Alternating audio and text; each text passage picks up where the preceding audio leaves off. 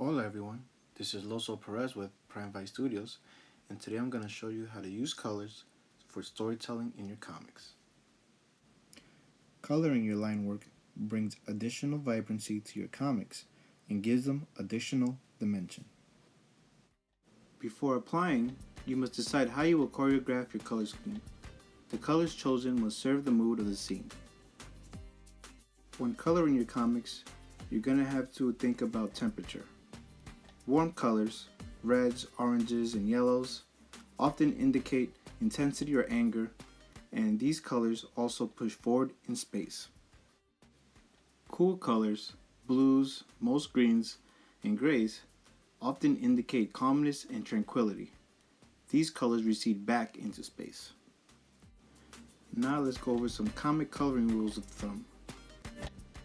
Decide on which areas to have focus. The focus areas will be the most saturated and have the most intense color. In this drawing, I want to focus on Santos' guitar playing. I chose an intense yellow that would stand out. The line art should inform how you color. Color details need to enhance the line art. Initially, when coloring, you will be putting down your flats. After you've done your flats, you want to make sure that you're working from dark to light. That way you indicate the shady areas and shadows. Working from light to dark will also give your colors more depth. Understand where the light direction is coming from. The light source must always be reinforced with your colors. Choose brushes with textures that help your artwork. The brush must always serve the line work.